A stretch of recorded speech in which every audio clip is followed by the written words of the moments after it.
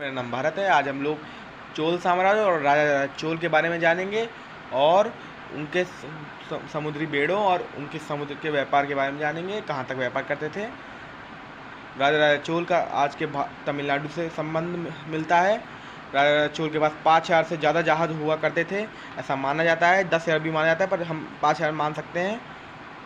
और 5000 में से 3000 व्यापार करते थे, जैसे चीन तक जाते थे व्यापार करने, काफ़ी दूर तक कंबोडिया वियतनाम तक जाते थे और बांग्लादेश, आज के बांग्लादेश तक भी जाते थे।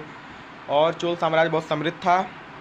वो अपने जहाज़ खुद बनाते थे और बहुत मजबूत जहाज़ बनते थे उनके। और चोल साम्राज्य किसी चीज़ में कमी नहीं थी उनके राज्य में। चोल साम्राज्य बहुत अच्छे जहाज़ बनाता था और साथ में बहुत अच्छी युद्ध कला में भी प्रसिद्ध था। दूर दूर तक युद्ध करता था। जाके श्रीलंका उनके कब्जे में था। इंडोनेशिया, मलेशिया तक उनका प्रभुत्व था, उनका कब्जा था। कंबोडिया तक उनका कब्जा था।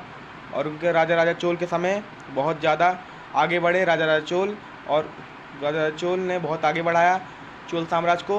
उस समय बहुत पावरफुल था चोल साम्राज्य, और चोल साम्राज्य बहुत पावरफुल था।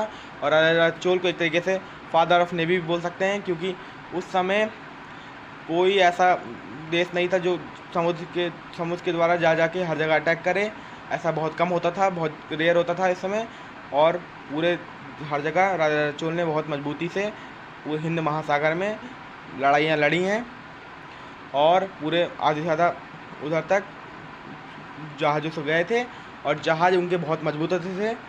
और अथर्ववेद और ऋग्वेद में भी लिखा हुआ है कि बहुत प्राचीन समय से हमारे देश में जहाज़ बनते आ रहे हैं, आज के नहीं, बहुत प्राचीन समय से, और युद्धों के लिए और व्यापार के लिए यूज़ होते आ रहे हैं। जय हिंद, जय भारत।